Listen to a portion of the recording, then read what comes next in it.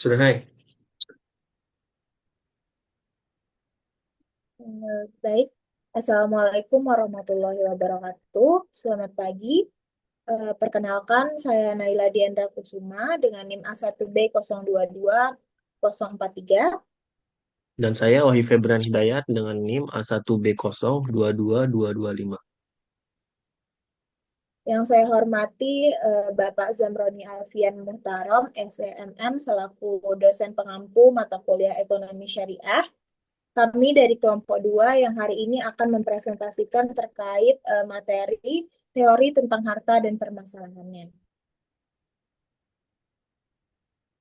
Mungkin kita akan langsung masuk ke presentasinya yang akan dipresentasikan oleh teman saya, Yayan.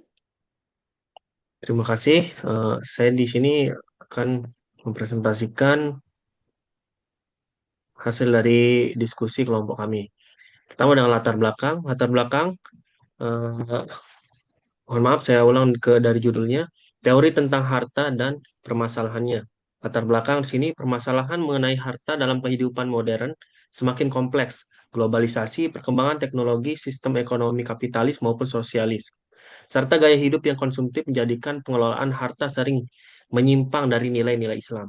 Ketimpangan distribusi, praktik riba, korupsi, serta penumpukan kekayaan di kalangan tertentu merupakan sebagian dari problem besar yang dihadapi umat manusia saat ini. Islam hadir dengan dua solusi yang jelas, seperti kewajiban zakat, larangan riba, perintah sedekah, dan juga prinsip keadilan dalam muamalah. Harta dalam perspektif ekonomi Islam.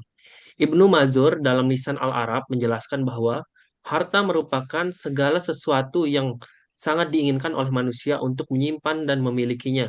Dengan demikian unta, sapi, kambing, tanah, emas, perak, dan segala sesuatu yang disukai oleh manusia dan memiliki nilai atau kimah ialah harta yang disebut harta kekayaan.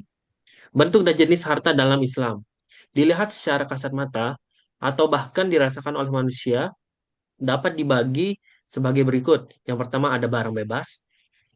Barang bebas, barang-barang yang tersedia dengan berlimpah dan setiap orang dapat memperolehnya dengan bebas dengan cara yang terlampau mudah. Contohnya seperti udara, air, dan sebagian besar tempat di muka bumi. Misalnya ada barang-barang yang penyediaannya relatif jarang atau langka. Untuk memperoleh barang-barang tersebut, orang terlebih dahulu berkorban atau berjuang, sedangkan yang dikorban itu pada umumnya barang berupa ekonomi. Para fukaha membagi harta tersebut kepada 10 pembagian. Yang pertama ada dari segi boleh dan tidaknya memanfaatkannya, terbagi kepada mutakawin dan goir mutakawin. Yang kedua dari segi menetap dan tidaknya di tempatnya, terbagi kepada akar dan mankul. Yang ketiga dari segi sama dan tidaknya unit atau bagian-bagiannya, terbagi kepada mis dan kimi. Yang keempat, dari segi tetap dan tidaknya barang setelah digunakan, terbagi kepada istihlaki dan istimali. Yang kelima, harta yang berbentuk benda, malain, dan harta yang bukan berbentuk, yaitu maldain. Yang keenam, ada harta benda yang berbentuk benda malaini dan sesuatu yang berada dalam tanggungannya aldain. Yang ketujuh, ada harta yang berada di bawah kepemilikan mal mamluk, pada pada asalnya bukan milik seseorang, mubah, dan harta sesuatu yang tidak diperbolehkan dimiliki sendiri dan disyariatkan memberikannya kepada orang lain, mahjur. Yang kedelapan, ada harta yang dapat dibagi lil kismah dan harta yang tidak dapat dibagi goir qabil lil kismah. Kesembilan, ada harta pokok dan harta hasil samaroh. Yang kesepuluh, ada harta pribadi, malhas, dan harta milik umum, mal'am. Har- Harta mutakawim dan goir al mutakawim. Harta mutakawim adalah setiap harta yang digenggam secara nyata dan diperbolehkan oleh syarak untuk memanfaatkannya, seperti berbagai akar, bangunan, atau berbenda-benda tidak bergerak. Contohnya, yang pertama ada ikan di dalam air, burung di udara, barang tambang di perut bumi, dan hal-hal yang mubah lainnya seperti hewan buruan dan rumput-rumputan. Harta gair al-mutakawim merupakan kebalikan dari harta mutakawim. Gair mutakawim adalah setiap sesuatu yang belum digenggam secara nyata atau sesuatu yang tidak dibolehkan secara syarak untuk memanfaatkannya kecuali dalam kondisi terpaksa. Selanjutnya ada mal mankul dan mal ghair al mankul. Harta mankul, segala macam sesuatu yang dapat dipindahkan dan diubah dari tempat satu ke tempat yang lain, baik tetap pada bentuk dan keadaan semula ataupun berubah bentuk dan keadaannya dengan perpindahan dan perubahan tersebut. Misalnya harta gair al-mankul atau al-akor. Segala sesuatu yang tetap, harta tetap yang tidak mungkin dipindahkan dan diubah posisinya dari satu tempat ke tempat yang lain menurut asalnya, seperti kebun, rumah, pabrik, sawah, dan lainnya. Harta mal misli dan mal kimi. Harta misli, harta yang memiliki persamaan atau kesetaraan di pasar, tidak ada perbedaan pada bagian-bagiannya atau kesatuannya, yaitu perbedaan atau kekurangan yang biasa terjadi dalam aktivitas ekonomi. Harta kimi. Harta kimi adalah harta yang tidak mempunyai persamaan di pasar, tetapi ada perbedaan menurut kebiasaan antara kesatuannya pada nilai seperti binatang dan pohon. Selanjutnya, eh, mal istiklak dan mal istimal. Harta istihlak adalah harta yang tidak mungkin dinikmati manfaatnya kecuali dengan menghabiskan zatnya seperti makanan, minuman, kayu bakar, minyak tanah, perak, uang, dan sebagainya. Semua harta ini selain uang tidak mungkin dimanfaatkan kecuali dengan menghabiskan zatnya. Harta istimal ialah harta yang dapat digunakan berulang kali, artinya wujud benda tersebut tidaklah habis atau musnah dalam sekali pemakaian, seperti kebun, tempat tidur, baju, sepatu, dan lain sebagainya. Harta mal ain dan mal dain. Harta ain ialah harta yang berbentuk benda seperti rumah, pakaian, beras, kendaraan, dan yang lainnya. Harta ain dibagi menjadi dua bagian. Yang pertama ada harta ain zati kimah, yaitu benda yang memiliki bentuk yang dipandang sebagai harta karena memiliki nilai.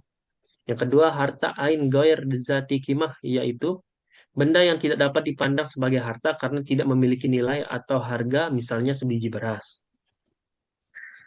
Harta dain, jenis harta dalam kategori ini merupakan kepemilikan atas suatu harta yang harta tersebut masih berada dalam tanggung jawab seseorang. Artinya, si pemilik hanya memiliki harta tersebut tetapi ia tidak memiliki wujudnya karena berada dalam tanggungan orang lain, contohnya utang.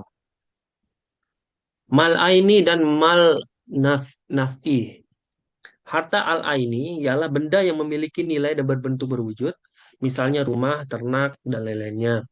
Harta an-nafi'i ialah al-rod yang berangsur-angsur tumbuh menurut perkembangan masa. Oleh karena itu, mal al-nafi tidak berwujud dan tidak mungkin disimpan. Eh, Sekian dari saya. Selanjutnya akan dilanjutkan oleh teman saya. Terima kasih. Baik, selanjutnya ada mamluk, mubah, dan mahjur. Jadi harta mamluk ialah harta yang sudah dimiliki baik oleh perorangan maupun badan hukum seperti pemerintah dan yayasan. Harta mubah ialah sesuatu yang pada asalnya bukan milik seseorang seperti air pada mata air. Sementara harta mahjur ialah sesuatu yang tidak dibolehkan memiliki sendiri dan memberikan pada orang lain menurut syariat. Ada kalanya benda itu benda wakaf ataupun benda yang dikhususkan untuk masyarakat umum. Selanjutnya, harta yang dapat dibagi dan harta yang tidak dapat dibagi. Harta yang dapat dibagi atau mal qabil lil al-qismah ialah harta yang tidak menimbulkan suatu kerugian atau kerusakan bila harta itu dibagi-bagi, misalnya beras, jagung, tepung, dan sebagainya. Sementara harta yang tidak dapat dibagi atau mal goir al-qabil lil al-kismah ialah harta yang menimbulkan suatu kerugian atau kerusakan apabila harta tersebut dibagi-bagi. Misalnya gelas, kemeja, mesin, dan sebagainya. Selanjutnya, harta pokok dan harta hasil. Harta pokok itu adalah harta yang mungkin darinya menghasilkan harta yang lain. Harta pokok juga bisa disebut modal, misalnya uang, emas, dan yang lainnya. Harta hasil adalah harta yang terjadi darinya harta yang lain. Harta hasil ialah bulu domba yang dihasilkan dari domba. Selanjutnya, malfos dan malam. Harta khas ialah harta pribadi, tidak bersekutu dengan yang lain, tidak boleh diambil manfaatnya tanpa disetujui pemiliknya. Sementara harta am ialah harta milik umum bersama yang boleh diambil manfaatnya secara bersama-sama. Selanjutnya, harta, uang, dan modal dalam Islam itu mencakup segala yang bernilai dan bermanfaat, baik berwujud maupun tidak, dan harus digunakan sesuai syariat. Riba dan penumpukan harta tanpa pemanfaatan dilarang karena tidak adil. Uang dipandang sebagai alat tukar dan ukur nilai, bukan komoditas, serta merupakan public good yang harus beredar. Penahan uang dan spekulasi bunga ditolak. Islam menekankan economic value of time, yakni nilai uang ditentukan oleh pemanfaatannya dalam kegiatan produktif seperti bagi hasil.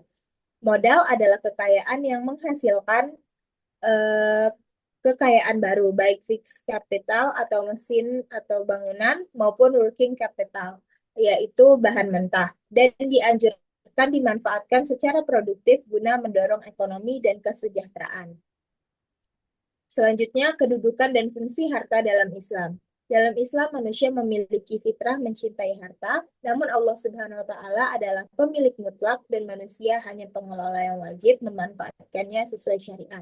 Kepemilikan pribadi diakui, tetapi tidak boleh merugikan orang lain. Harta berfungsi sebagai sarana ibadah seperti zakat, haji, dan sedekah.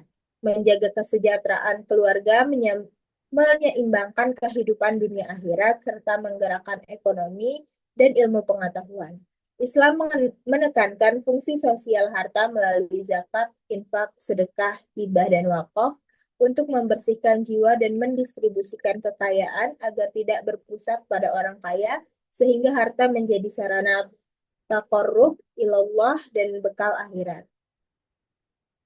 Selanjutnya, kepemilikan harta dalam Islam ada pada Quran surat Ali Imran ayat 14, dijadikan indah pada pandangan manusia kecintaan kepada apa-apa yang diingini, yaitu wanita-wanita, anak-anak, harta yang banyak dari jenis emas, perak, kuda, pilihan binatang-binatang ternak, dan sawah ladang.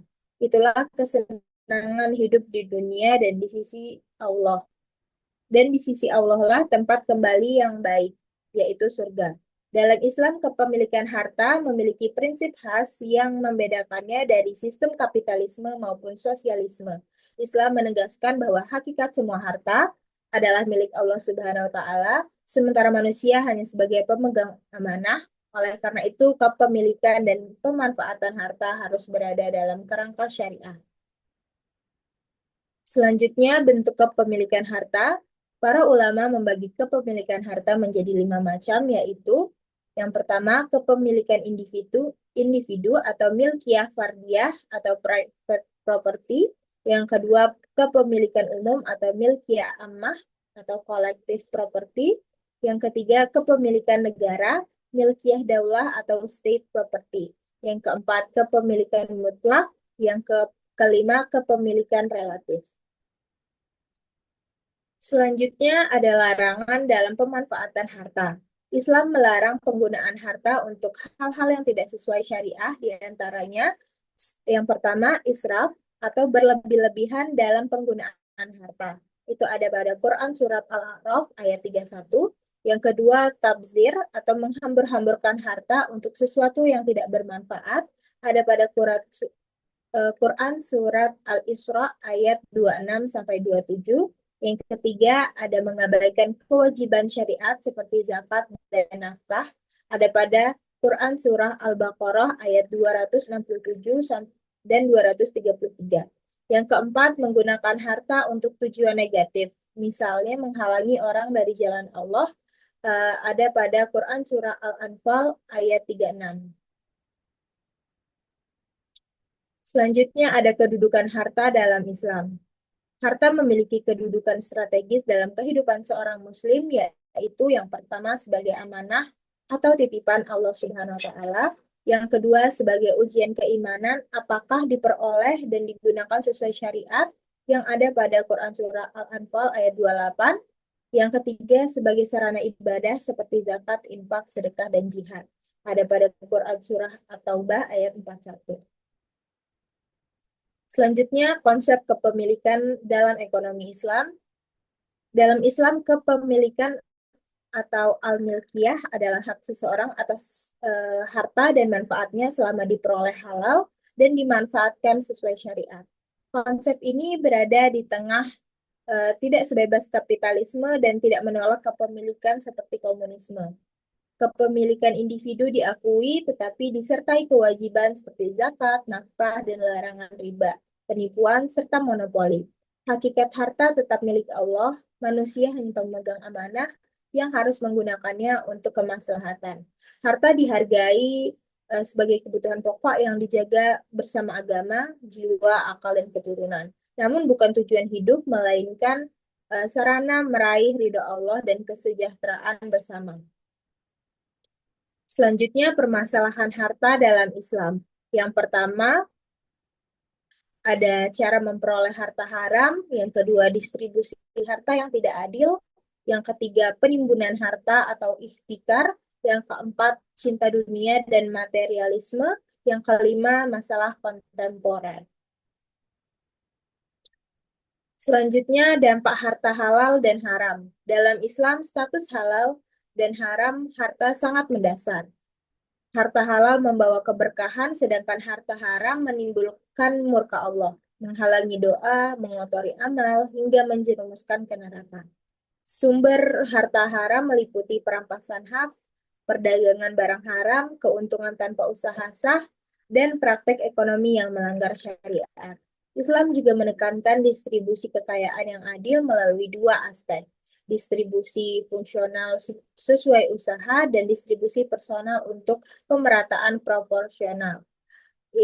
Instrumen utamanya adalah zakat, didukung sedekah, infak, hibah, dan wakaf, yang berfungsi sebagai ibadah sekaligus alat pemerataan dan pertumbuhan ekonomi. Prinsip halal, haram, dan mekanisme zakat menjadi fondasi keadilan dan keberlanjutan ekonomi umat. Mungkin sekian presentasi dari saya. Sekian presentasi dari kami berdua, dari kelompok 3. Kurang lebihnya kami mohon maaf. Assalamualaikum warahmatullahi wabarakatuh. Selamat pagi.